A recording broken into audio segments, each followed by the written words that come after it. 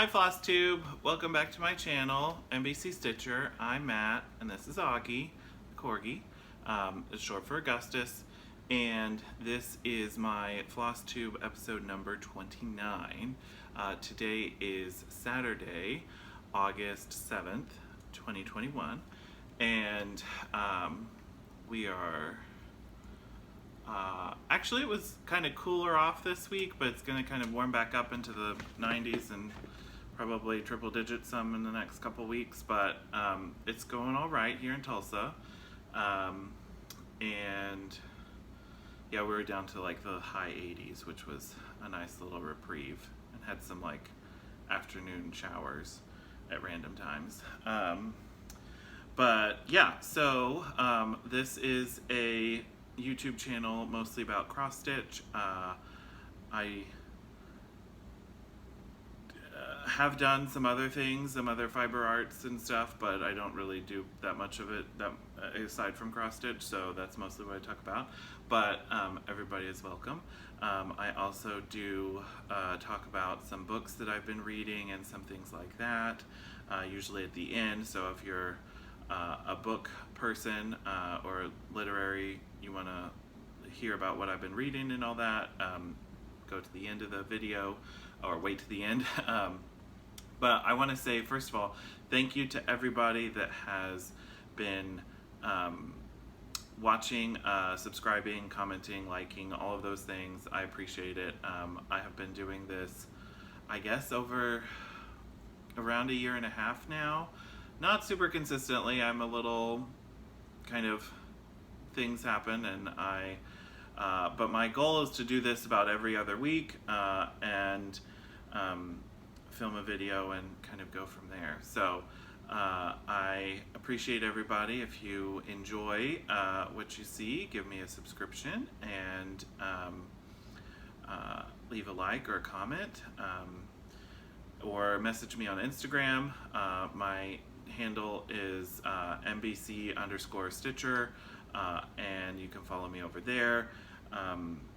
This is the reason why I like doing all this stuff, is because I get to know more of you all, and that's the fun part of doing all this, and seeing what you all are stitching and what your ideas are on how to do things, and figure, make that work for what I want to do, or all that kind of stuff. So don't be afraid. I don't do a whole lot of stuff in the in some of my older videos. I used to put all the information about what the my whips were, or designer and fabric and all that kind of stuff. That got to be a lot of stuff, and I didn't want to not do a video and instead that, and so I've kind of left that off. If you ever have a question about that, or you want to know anything more, please just message me or drop a comment. I do pay attention to those, and I try to respond to them quickly. You probably, if you message me on Instagram, you're likely to get a quicker response, just because of that app is open more. But yeah, feel free to ask me anything about that, or whatever. And this little guy is over here. I was gonna do this video yesterday, but my boyfriend lives in Fayetteville, and we got a kind of last minute invitation to go have dinner with some of his friends. So I changed things around and went over there last night, took Augie with me, and we had dinner with his friends. And then I came back over here this morning, and because we have stuff going on here this weekend too, so I'll get through all that, but it gives me time to film and all that. So yeah, let's see. Well, why don't we go ahead and get into the stitching then. First thing, I do have a FFO, a fully finished object. I didn't stitch it, and I didn't finish it, but it was a gift from one of my coworkers who did stitch it. I actually have now 2 coworkers that are stitchers, and one of them has been stitching quite a while, but off and on, and not like is that the, like, I just told her about what Flosstube is and the extent of everything that, you know, Instagram and all that, not that long ago. So she is newly out of the everything's a kit phase, at least that a lot of stitchers have. I had as a, you know, up until probably 3 years ago, or somewhere around there, or maybe a little bit longer than that, but I wasn't doing. But yeah, so this was a belated birthday gift. Oh, well, she was stitching it for my birthday, and like many things, it did not get done at that time, which is totally normal from all of us stitchers. And her fiance was giving her a little bit of grief about it. I was like, "Are you going to finish it before your birthday?" Which is at the end of this month. And so she's like, "Yes, I'm going to." And she stitched it, finished it, and she mounted it and framed it and did all that herself. It is, I don't know the designer, it's a pattern from Etsy, but it's this really cool rainbow Statue of Liberty that she did, and she got the pattern off of Etsy. It's on like a 14 count Aida that's opalescent, and yeah, she said she really enjoyed it. She did say there were like 70 colors in this. I was like, that's a lot of colors for this size. But yeah, she did a really good job framing it and all that. I really like it. I'm going to be hanging it up somewhere, probably in here. I have some stuff that's black and white, so in here as well. So it may go here in my office. I'm not sure exactly where I'm going to hang it yet, but my office at home.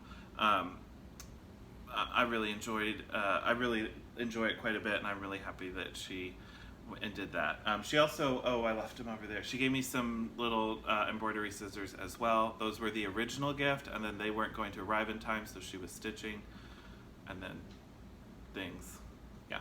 So, but it's great. So I have enjoyed finding new friends that are stitchers and then exposing them to this world, and we'll see. She's doing a new stitch along that's going to be starting, and it's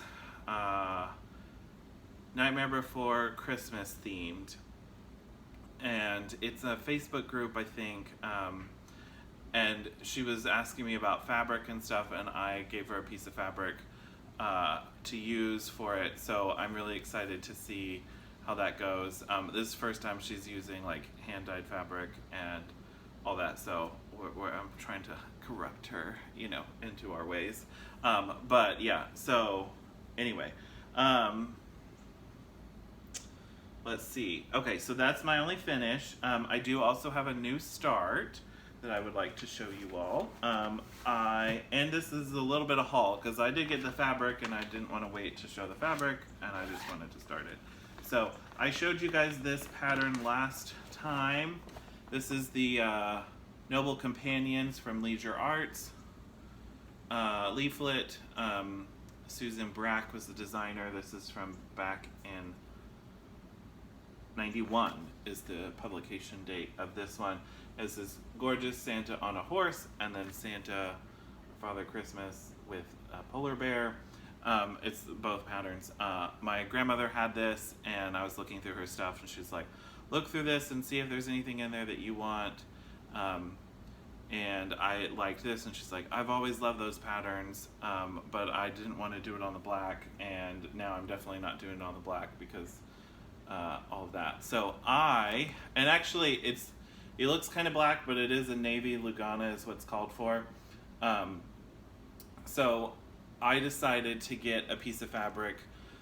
These are not terribly large. Hold on, let me see. The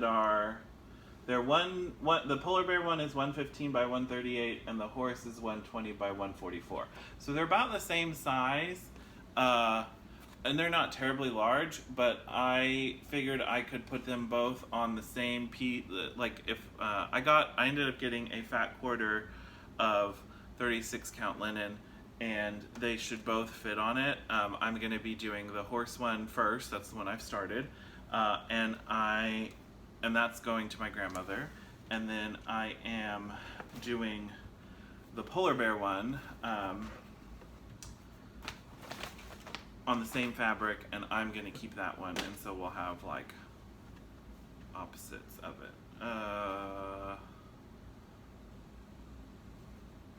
Which way is up? This way.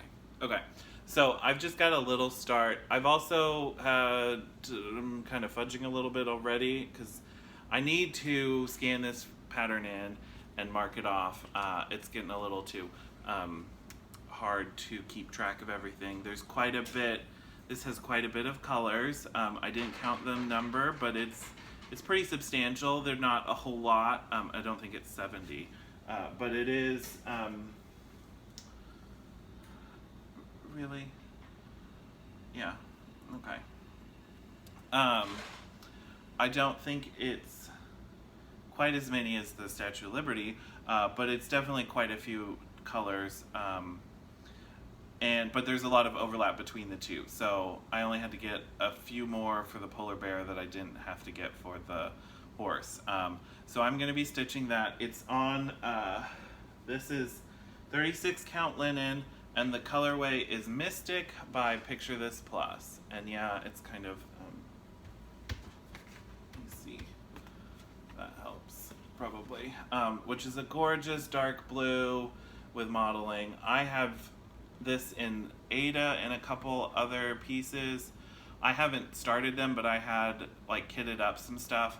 I thought about doing this in the Ada, but there are some fractional stitches, and I was like, well, let me see if I could get the linen and see how that goes. I was talking to Park Hopper Bart, and he has used this, I think he used it for the Queen That Was, is the ink circles pattern that he did a while ago, and he was saying he didn't enjoy it working with it, but so far it's been all right. It's not the easy, it's a dark fabric, and those aren't easy, but one of the things I have heard and I do use is I put this down, this white, it's actually one of my fabric comic book cards that I use to wrap my fabric around, but I put it down between, like, either on my lap or wherever, like behind the fabric, so that really helps me see the holes a lot better than just whatever else it is. So otherwise, yeah, I'm really enjoying this. It's not the easiest thing to stitch on, but I haven't really noticed, but it's not come to, I'm enjoying it enough, and I am having a good time that I think I'm going to proceed with the linen versus do the Ada.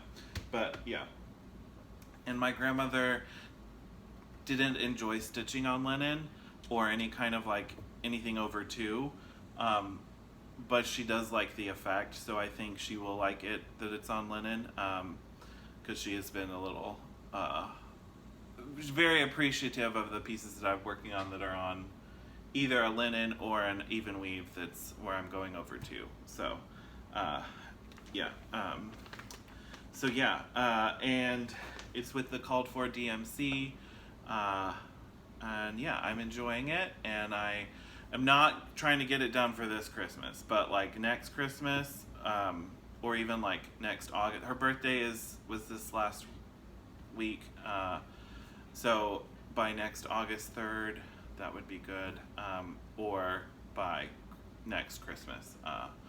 So I think she will enjoy that, and I'm enjoying starting on it, but I need to scan it so I can do a working copy. Okay, so that's my new start, and then the rest I have 5 other whips to talk about. First of all, one of my whip goals this month was to work on a fandom pattern for 5 days, and what I kind of meant by that was like something that was Star Wars or Lord of the Rings, or I don't think I have any of those started, but I have patterns, or Marvel, or something that was kind of like a fandom nerd thing, and spend 5 days on it. Now, when I say a day, that doesn't mean I can't stitch on something else, but I'm like spending a significant amount of my time on it. So if I get a good amount of progress, then I can work on something else and not feel bad about it. But this is the Welcome to Naboo vintage travel poster from Country Magic Stitch on Etsy. This is on an 18 count white Aida, you know, the one you can buy at Michael's. So it's pretty, but it's full coverage, and it's 2/1 full cross.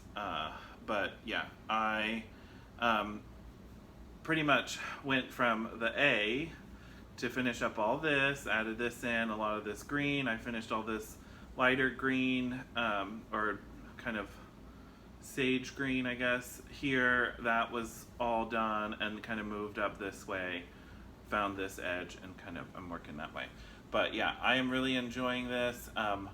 I have really felt good about, and I got my 5 days in, and I'm good.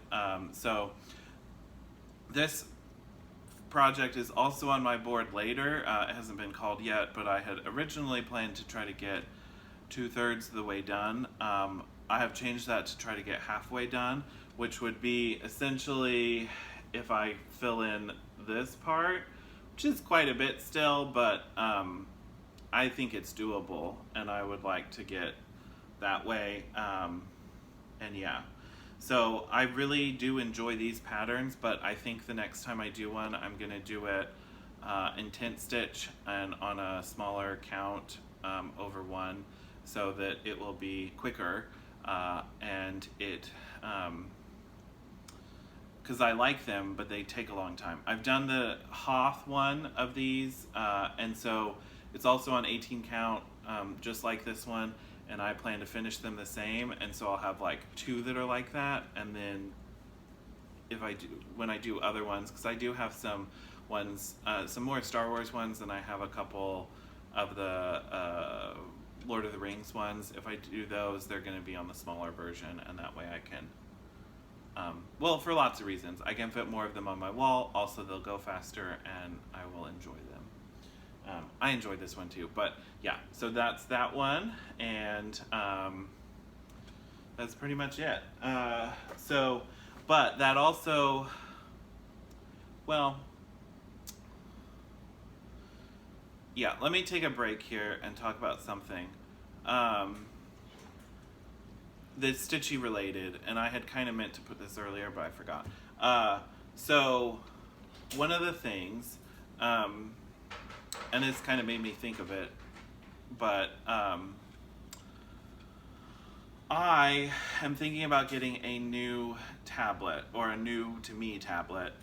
It probably will be like a refurbished thing or something that's a little cheaper than like brand new, and I'm not sure if I want to go with a newer iPad or a non-iPad, and there's reasons on both sides.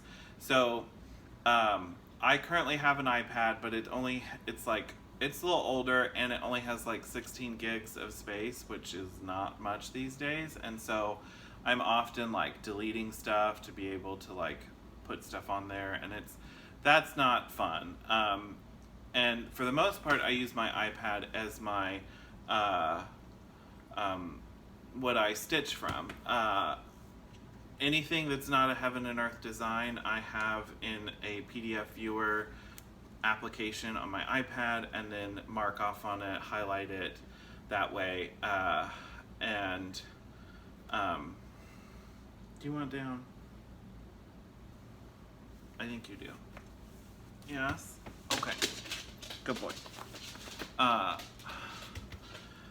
And which the one that I use is GoodNotes. Yes. And so that's a thing that I would kind of, I've been happy with that, and that will work. But I have Pattern Keeper, but I have it on a little Amazon Fire tablet that I have not jailbreaked, but done the thing where it lets you then download it onto the thing. It's it works great for the I have 2 Heaven Earth designs loaded into it that I've been working on, and it's been fine for those. Oh, I also have another long dog that's been on that, and that's been pretty good too on that one. And I enjoy that, but it's a smaller screen, and I'm thinking I may want to go more towards Pattern Keeper for most, if not all, of my digital charts. And so I know it works great on the Heaven and Earth, but I'm wondering from you all if you use Pattern Keeper with other designers, other digital pattern from Etsy, or can you use it if you like have a paper pattern, scan it into PDF and do that? Is that usable, or is that not? I mean, because I can use the PDF viewer, I can use GoodNotes that way, and then I'm just like highlighting. Of course, it's not counting my stitches. I'm not a big counter of stitches person, but I enjoy, like, I'm not in any of the Facebook groups or anything like that that requires you to count or to the amount of your progress. But knowing how much I stitch, I would appreciate that information. I just don't want to take the time to count. So on the Heaven and Earths, where it counts for me, I like that a lot. So with Pattern Keeper, how have you all enjoyed Pattern Keeper beyond just Heaven and Earth designs, I guess is what I'm getting at. Because I'm considering going a non-Apple tablet route, because I know Pattern Keeper is not available in Apple, and I have no idea when it will be. It's probably going to be a while, because it doesn't seem like it's a push to do that. And yeah, so is that something that you all would think would be good? Or kind of what are your thoughts on that? Because I'm thinking about this. It's going to be a while. I am not making any plans to get something right now, but just kind of thinking about it. Because one of the things that I would like to, I'm thinking towards next year's WIPGO goals, and how I'm going to set my goals. I'm going to do a little differently. They're not going to be as lofty as they were this year. Or maybe I enjoyed this, like 5 days on a project, on a fandom or whatever. I like that because it gives me the opportunity to kind of mix up what I want to do, and I can, okay, yes, I'm getting progress on this. This is not like, I think I was trying to treat it more of like, I want to get a bunch of big finishes this year, and I also want to stitch other things, and those two for me don't really go together if I'm trying to like focus on getting big amounts of progress or big amounts of finishes. If I just enjoy something and I want to stitch on a lot, I'm going to do that anyway. But like, I want to be excited to do it, and not just like, I want to be encouraged to do things, and if it's a smaller goal, I can push myself to do it versus thinking, oh, I'm just not worried about that right now. So I'm trying to like come up with ideas. Maybe if I want to do something that's I forget the name of the group, but Nithya from Daybreak Stitchery was talking about it, and a couple other people have, where it's like you spend 30 minutes or 30 stitches on a project or something along those lines every day, 30 and 30. I think maybe Julie was talking about something along those lines. And since I don't ever count my stitches, like, I would do it 30 minutes every time, but maybe I want to be able to count it and easily, and the Pattern Keeper would be better to do that.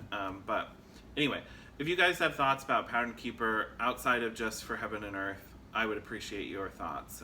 If you found it very easy to use, you can upload your own PDFs into it if you've scanned them in, but there's some like, you gotta do something, that I'm okay with doing, as long as it's not like writing code. I am a millennial, and according to my boss, have great technological skills, which maybe compared to some of them that is true, but I am nowhere near like the most technologically adept person for my generation. I do know how to Google things and I can follow directions, but that is about the extent of my like technological abilities. I think there are a lot more people that are much more advanced than I am. I just happen to know some shortcut keys, and so that impresses people sometimes. They're a little, you know, in the elder generations, but anyway, so yeah, I will, I'd appreciate your thoughts on that. And how I got there was the Whipco goal and that whole thing. So, yeah. Okay, the next couple, I didn't get a whole lot of progress, but I kind of grabbed these to take with me to do something, and so I did a little bit. So I'm working on one of these cross-stitch thief For the Earth, 20 designs by Emma Cogden, who is Stitchrovia. She also did the Cross Stitch for the Soul book. She has a lot of great patterns. I am working on this one along with Kristen from Steel City Stitchers, and Erica's doing another one from this book. I think she's started. I don't know, but they and I think Aaron can, or Jody bought the book too. A bunch of them have it, and then Catherine, Paper Crane Stitches. We are all kind of working on some different things. But Jody dyed me some fabric for the one that I am doing, which is this one, that Between Two Pines is a Doorway to a New World. And Jay Muir is the author of that quote. So I really enjoyed this one. I like the way it plays with the negative space and the fabric as the, you know, part of the way it works that way. And then Jody made me some amazing fabric to use for this, and I have loved it. And so I got a little bit more. I essentially got this end kind of worked up. But I did a little bit. I took this with me when I was at my grandparents' house last weekend and did a little bit while we were playing games. But this is like a dark green 36 count linen, and with some modeling that Jody did for me. This needle minder is from Catherine, Paper Crane Stitches, from her Etsy store, this Celtic Owl, which I loved. And I'm doing it in the called for DMC, and then it's just, I just got a little bit of progress. But I really do enjoy this piece, and I am wanting to work on it some more. And I'm doing it 2/2 full cross.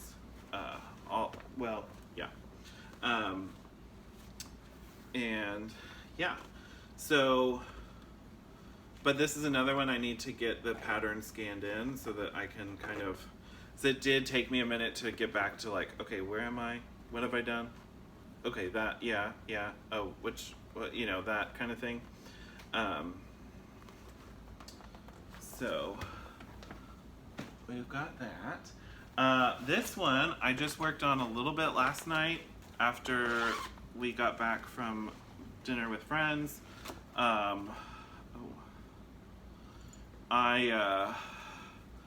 got on a little bit on virtual stitchers, but not for very long because I was tired, had a little bit to drink, and you know, it was midnight, so I didn't stay on that long. But this is, I'll show you the pattern first. This is Lady Justice by Mirabilia.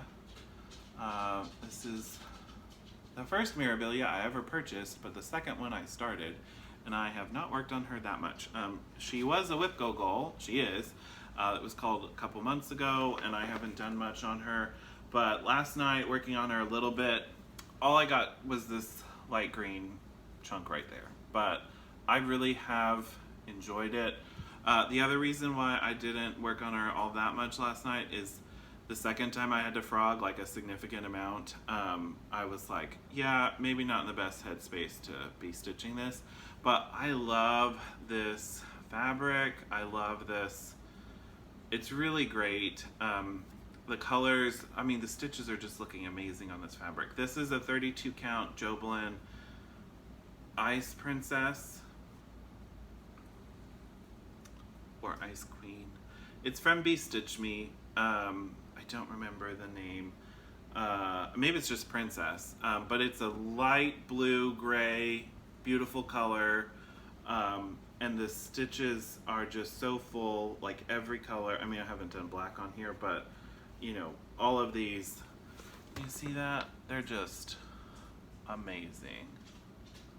You know, like, how do you... So I'm definitely going to be working on this. I love this piece, and I want to get a lot more on it. And the stitches just look great. So this is definitely one that I'm going to be pushing myself on, pulling out more and getting some good progress, because I just really want to work on this a little bit more.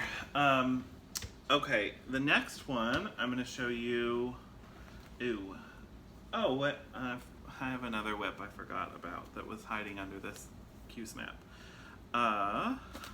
So let's see. Okay.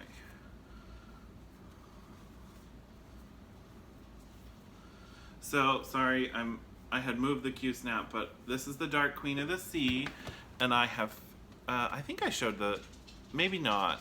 I think I had finished the tentacle last time. Maybe not, but I had finished part 11, and then part 12 came out Sunday. No, maybe I didn't.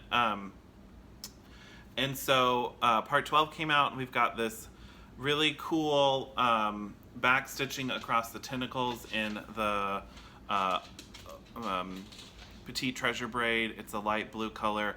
I really like it. Kind of reminds me of like tattoos or like magic tattoos. If you ever watched Young Justice with, which is a DC, like, it's like the sidekicks become their own team type thing. Aquaman, Aqualad, and then the other Atlantean spellcasters, they have these like tattoos that kind of glow, and that kind of reminds me of that. I really liked it. I know some people's opinions on it are divided, and some people have done like a more muted version and really enjoyed that. That's cool. I really love the way it's coming through. I like the effect it's having on this. My plan is to do all of the back stitching down here, which is all the metallic. I did see a really cool change to some of the back stitching on the trident. Somebody used a dark blue because they had changed their trident silver, and I want to do that on the whole thing for what I'm doing, because I'm like this. My whole thing is that she is like corrupting it. I turned it like silver, dark, and it's kind of like blending. You can kind of see it there. And then once I get all the back stitching done down here, then I'm going to move to the top and do the beading, because it's a big girl and I don't want to have, oh no. Anyway, sorry, this caught a needle minder from the other fabric, yeah, so this is where I'm at. I've got about halfway of the tentacles done, and then I will be doing that, and I'm just doing a little bit, like a couple links a night for the most part. I'm not really rushing it, but I'm pretty sure I'll be getting done this month. So I really enjoyed it. I am looking forward to more stuff from Erin and Cassandra. And I don't think they're going to be doing a new year-long stitch-along, at least not right now. It takes a lot, and they're really limited on what they can do alongside it, which is totally understandable. But I would really like to see like a Dark King, or like something, another male merman type thing happening, especially with some choose your own adventures as to far how much he is showing. You know, with the lady, there's an option to do her with her breasts out, or uncovered, or what, you know, there were options, and I liked that. I mean, I didn't do the boobs out because, but I would do a dude's out. And so, yeah, no, I would like to see that. We'll see when and if that happens. I know his patterns are so big, and he takes a lot of time to do it, and they're worth it. But, you know, Erin is not pushing out 12, 15 patterns a year that are this size, and I don't know that you could.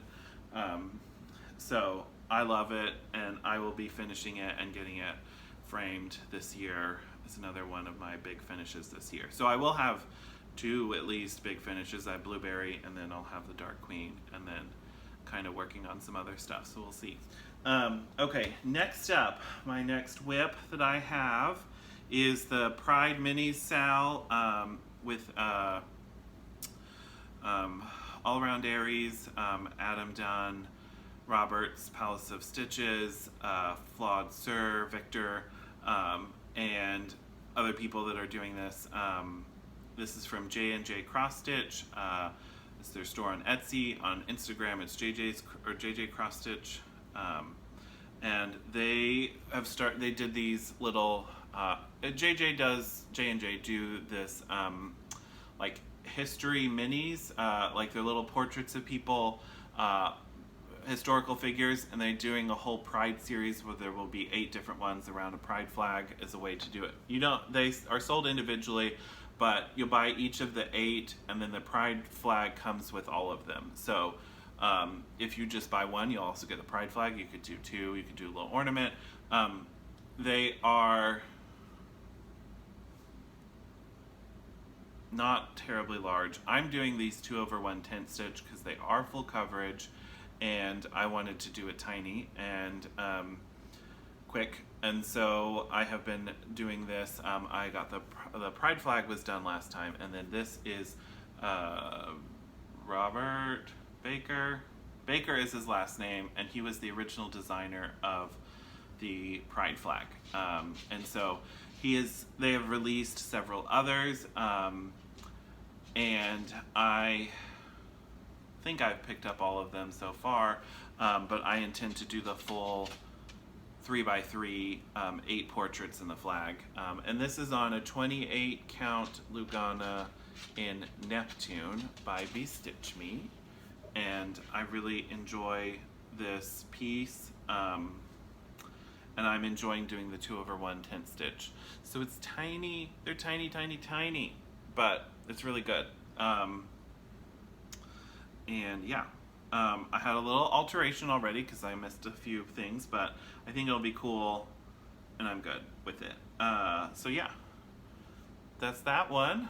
And then we've got my last whip is Long Dog Samplers, Castles in the Air. This is what I started for Long Dog Leap Day Sal. This is the first Long Dog I ever started, and I wanted to get some more progress on it. It is a whip go goal, and that did come up. I am working, and my original goal was to have 2 pages finished. Well, originally it was to do 2 pages, but I'm kind of adjusting that to have 2 pages finished.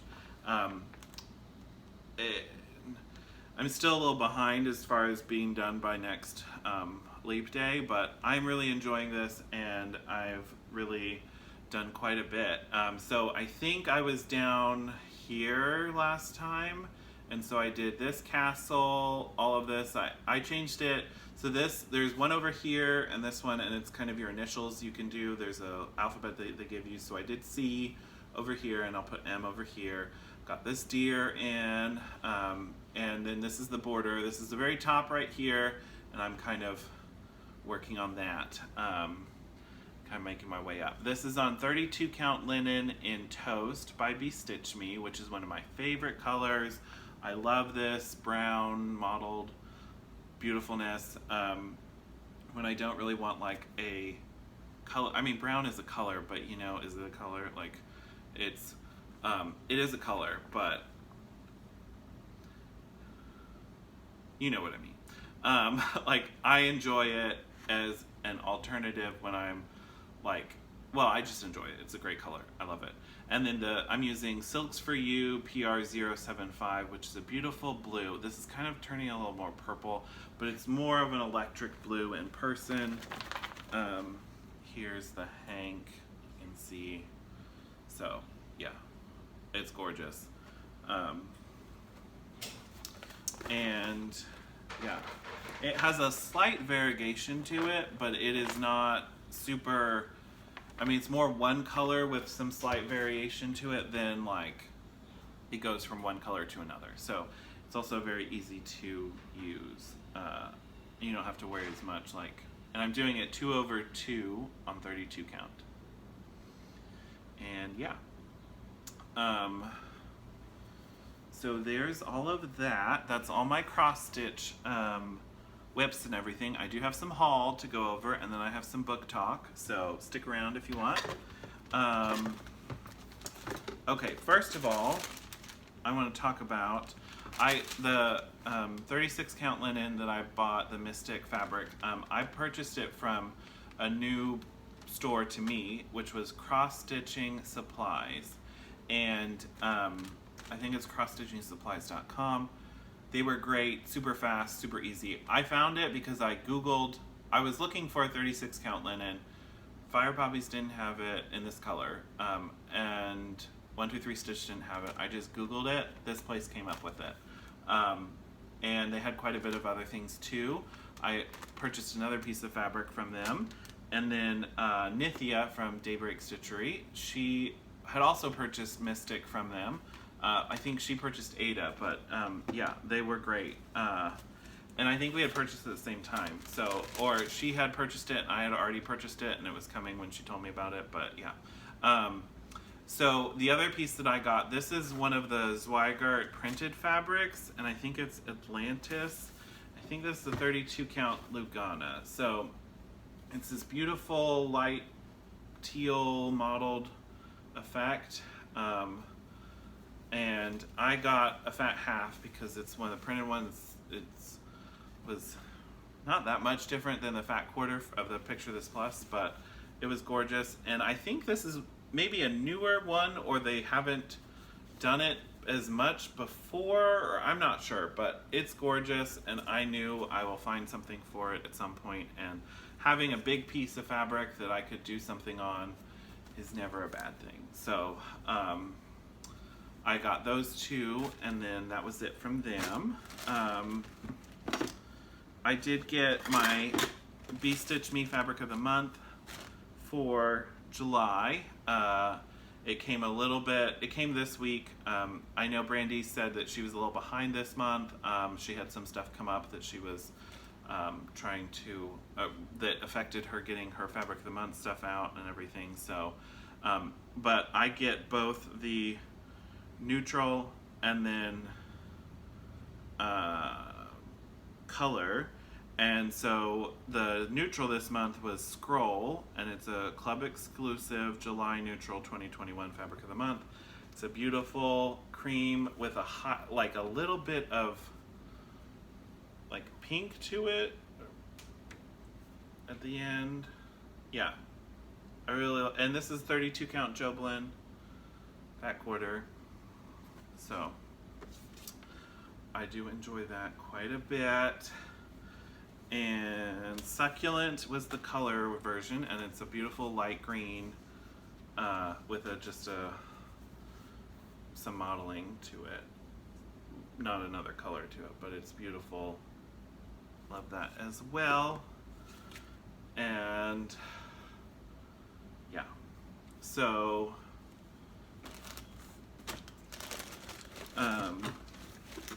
those were the two from her.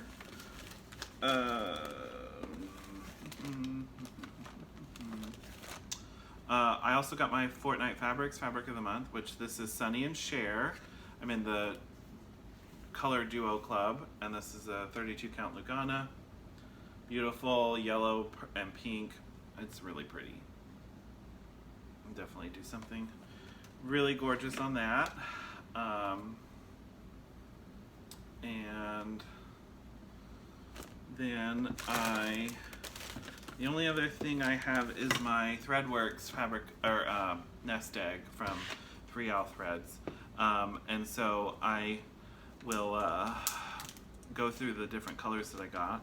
And I get the 20-yard skeins, and these are cotton and over-dyed.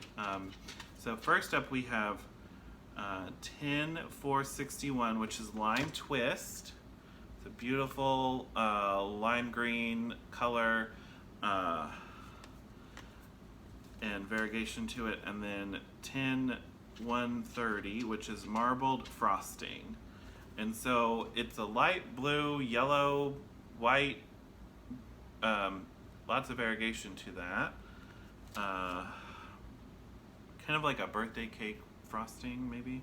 11/215 Marooned, which is a gorgeous threadwork, purple and gray, and just a lot of different colors to it. Maroon, gray, purple, and yeah, I really like that color. 11/383 Mediterranean Blue. This is a gorgeous blue, dark blue with a variegation to it. I don't know that you can see some of it. Yeah, it's really great. I love that. 1004 Mango Margarita. It's really peach to me. I don't. Yeah. Okay. Well, maybe peach margarita, but it's it's like a pink peach color. I haven't had a mango margarita, but I would assume it would be more yellow. 11/091 Mellow Yellow. So this is a bright yellow variegation to a light yellow, and it's really nice, really pretty.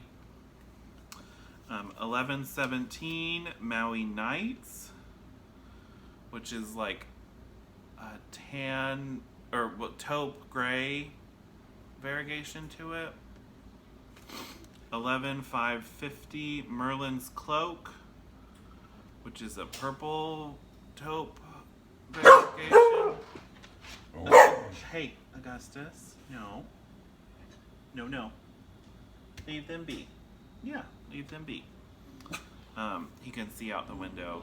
There's a window down here that he can see out, and you can see a lot of our neighborhood is chain link fences, and there's a house between me and the corner.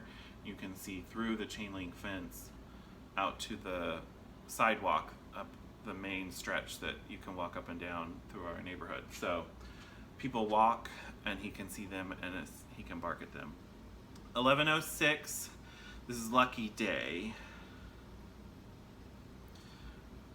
This looks more like what I would call a mango margarita, but it's gorgeous. It's orangey and yellow, marigoldy kind of color. It's really pretty. Well, it could be a pot of gold too, so yeah, that could be Lucky Day. 11/37, this is Limestone.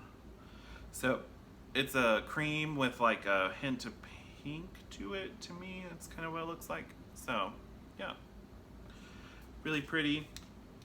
I've really enjoyed that. I think I talked about it last time with that new Long Dog. I'm planning to use these as kind of some of my accent colors for different parts of it, and then have that rainbow effect for the kind of the majority of it, and go from there. But that's all of my haul this time, and now I'm going to talk about some books. So first up, I talked last time, I said I'd only really read one book and so I'll start with that one. That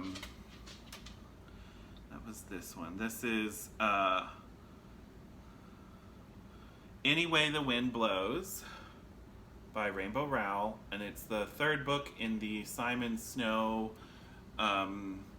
Basilton. Carry On was the first book, and then she did a second book, Westward Wind, and then this is the third book.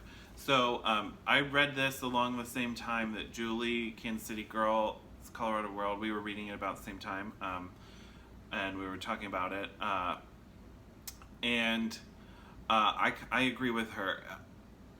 I enjoyed this series. It's kind of like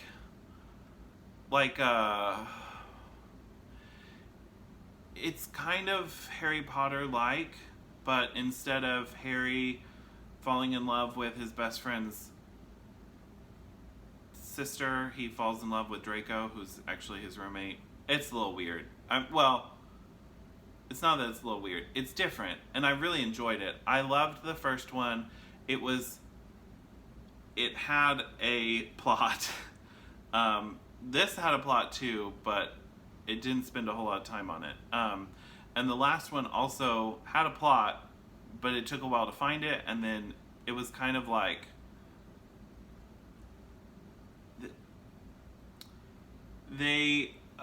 and I know Julie said this, that the author has said that originally it was just one book and she didn't really have any plans to go further, and I think that's quite apparent.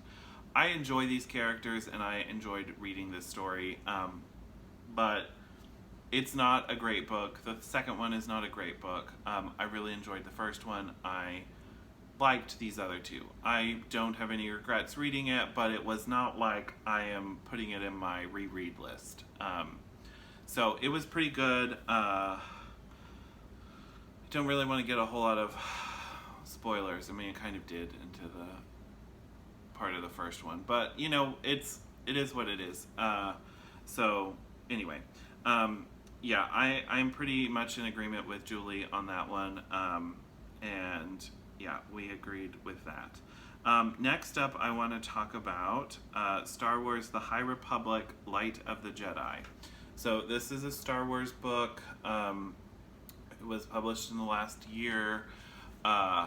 So I was a very big fan of the expanded universe Star Wars book series that happened, put out by Lucasfilm and their publisher before Disney bought them, and then all of that became Legends, and Disney's kind of rewriting it. Now, Star Wars had done that before. They had put out a whole set of Clone Wars stuff, and then they realized, you know what? We're gonna make a cartoon show, and we're gonna just write new stuff. And so, rewriting the story, retconning it, was not new to Star Wars. And they ejected everything, and then they brought some characters back in, like Grand Admiral Thrawn, and some other stuff that was completely from the expanded universe. And I have enjoyed parts of the new Disney Star Wars stuff, especially like Rebels and even some of the books that they've put out. I have enjoyed those. But it hasn't like grabbed me the way that the original expanded universe did. Also, I'm in a different part of my life. That was high school. You know, this is not in the same kind of place. So, but as the recent troubles that Star Wars has had and problems, they are shifting away from looking at beyond the original trilogy. They kind of picked this new era that they're doing a lot of books, there's going to be a TV show, there's stuff. And this is the High Republic. It's about 300 years before the Phantom Menace or any of the like prequels or the original trilogy, still about 300 years. So, and it's at a time when like the Republic is not really, it's at peace. There's not really any other big entity that they're fighting. There's some pirates and some stuff, and they're kind of expanding out into the outer rim area of the galaxy, and bringing new parts of the galaxy into the Republic is kind of the overarch that they're doing. The Jedi are fully Jedi, and like there's not like this is not a time. This is a time period when there's thousands of Jedi Knights protecting the Republic, and you know, guardians of peace and justice and all that. And so this is a book that is talking about, there's a crisis that happens during this time period that they're dealing with, and I'm enjoying that. I like the new time period that they're talking about and learning and the stuff that's happening and these different Jedi and everything. It's not, I like this book. It was not my favorite. There are some choices that the author made that seem odd to me, but you know, like the villain seems more just crazy at times than like a super like like, he's not Palpatine by any means, and he's not like super opportunistic the way Palpatine was or anything along those lines. He just seems to be kind of crazy at points, and then also super smart at other things, so it's kind of confusing, and it's not, you don't have all the pieces too, that's clear. But I'm enjoying it. I have started another one that is related. It's in the same time period. They've kind of got like different, like this is an adult book, they have a young adult series, and then they have like a junior series that's also going, and then there's going to be a cartoon TV show that they're putting together. I think it's coming out next year, but like there's different things happening, and so you can get different points of view, different storylines, but it's all the same time period. There's different characters that are related. But yeah, I'm interested in this. The second book that I picked up, I'm less interested so far, but I'm not that far into it, so it could get better. And there's another adult one that came out not that long ago. And I say adult, this is not like a romance adult. This is just, not young adult type. So yeah, I enjoyed it. I'm interested to see where this goes, and I liked it. And then, okay. So I was on TikTok and saw a book talk review or recommendation list from a bookstore, and they were recommending some different queer fiction if you enjoyed Red, White, and Royal Blue and some other kind of books that I have enjoyed. And so I was like, oh yeah, I will pick. And so they went through all kinds of different genres, and I picked up a couple. I started one, and this is this book, A Star is Born by Byron Lane. So that is Byron Lane is the former personal assistant to Carrie Fisher, and this book is a fiction story that is inspired, it seems, by his life with Carrie and his time working for her. I decided to end it and not finish it. And I had about like 5 hours left, about halfway through, a little bit more than halfway through, and I decided I don't want to finish this. And I don't usually do that. A lot of times I will not finish a book, but I just pick something else and start reading that one, and I don't end up going back to it. This one I actively was like, no, delete from my phone. I don't want to watch it. I don't want to listen to it. Watch it, it's a book. And like, so I was a big fan of Carrie Fisher from Star Wars, but also just like her, I loved her Diaries of a Princess, where she talks about her life, her affair with Harrison Ford during the filming of the first Star Wars movie, all of that stuff. I think she was an amazing guest on any TV show where she was like talking about stuff. She's hilarious. She's great.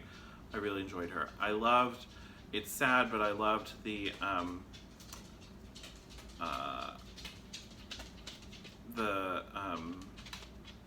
documentary about her and her mother that HBO did and put it out about 6 months after they had passed. Her one-woman show that's also available on HBO is hilarious. I love that. I watched that.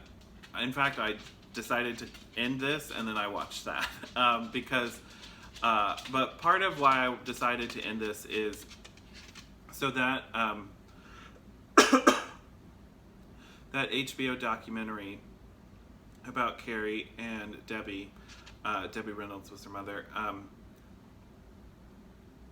it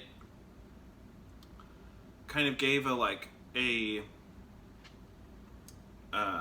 I mean, it's good, it's interesting, but it is also sad in some ways, just like seeing into what they go through in their lives and everything.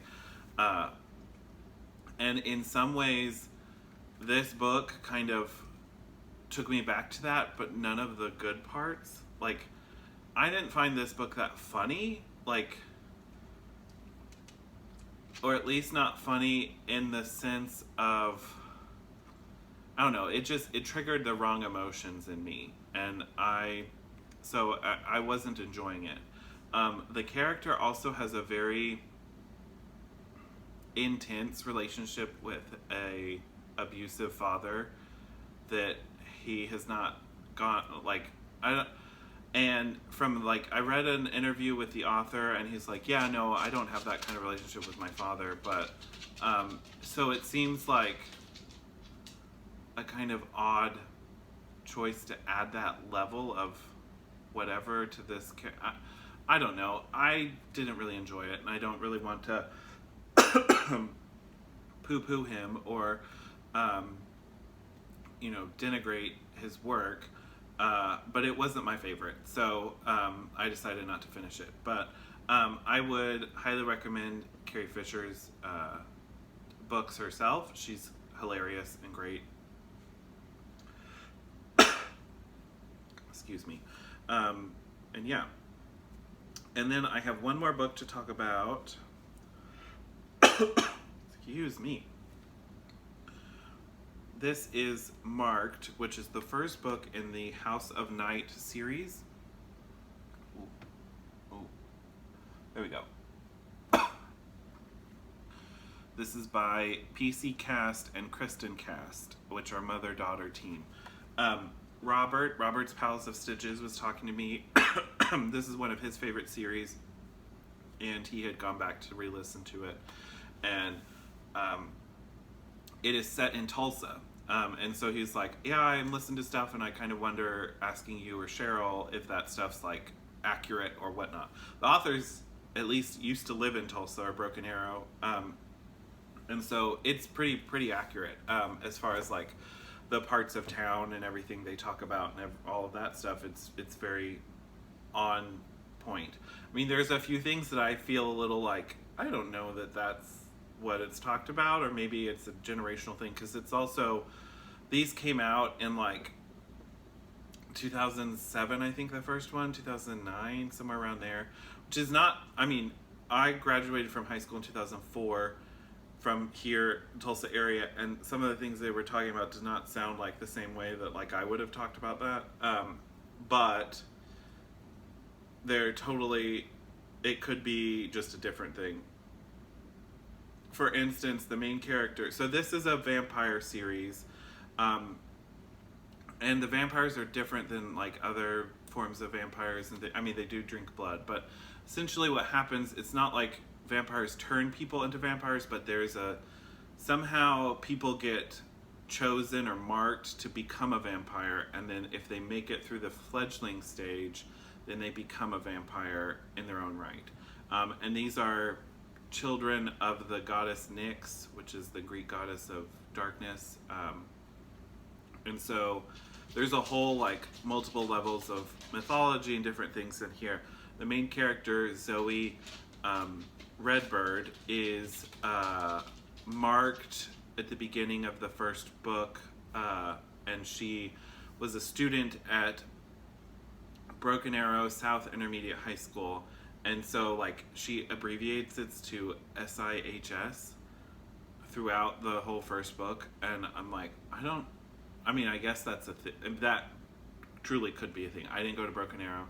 My mom taught in Broken Arrow. She didn't ever use that acronym. She called it South Intermediate. But she's a teacher, so maybe it was different for the students. I don't know. My point is, that was one of the, like, things that seemed a little odd to me, but for the most part, lots of this is really accurate.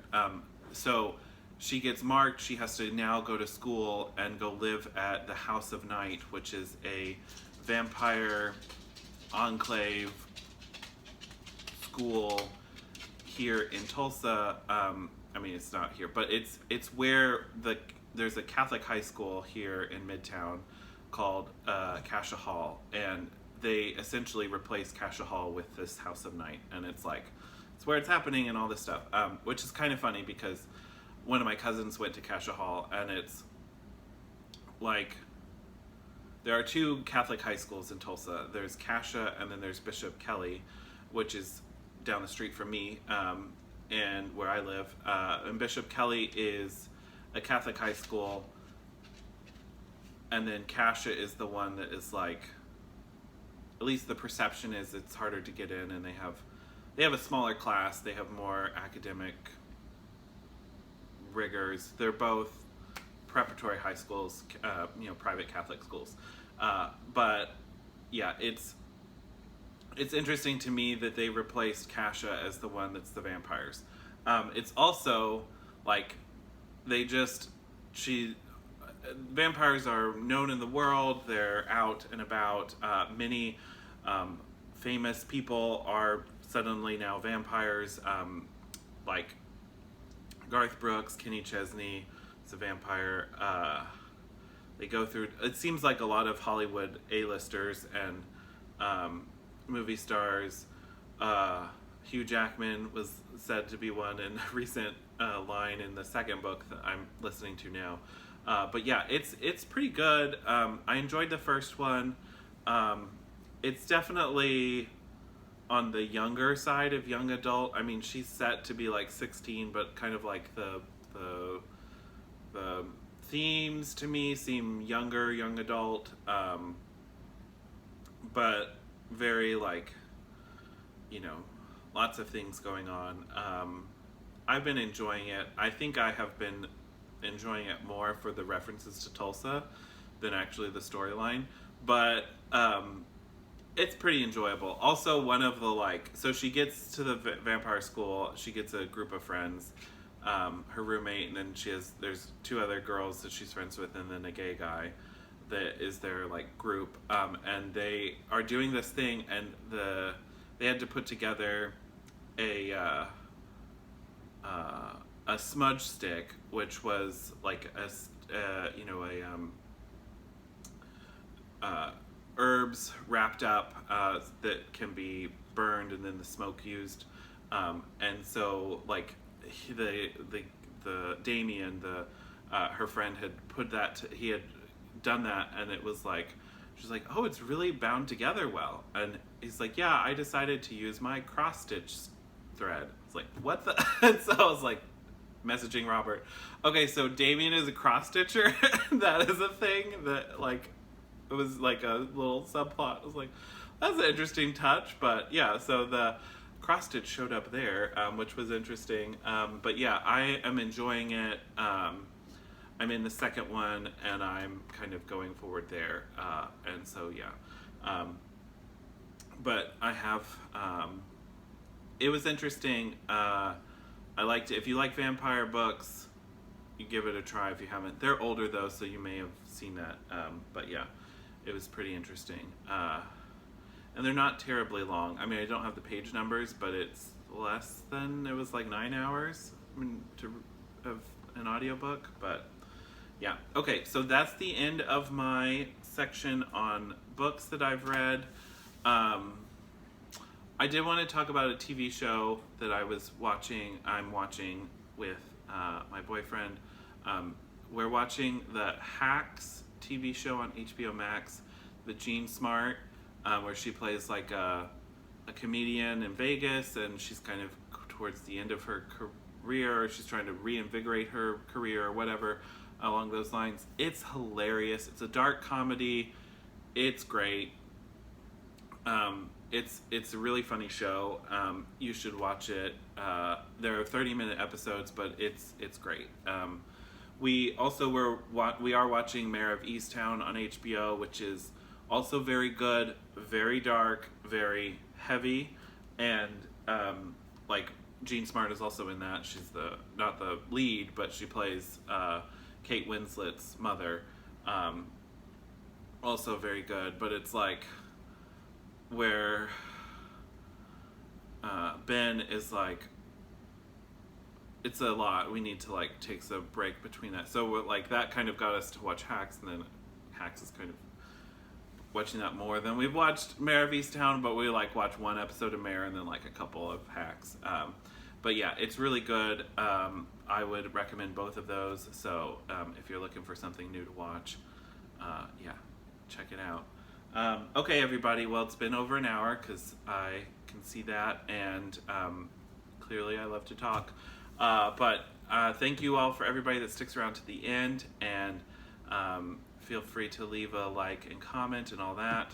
And I will see you all in about 2 weeks. Have another video for you then. All right, everybody. Bye. Happy stitching.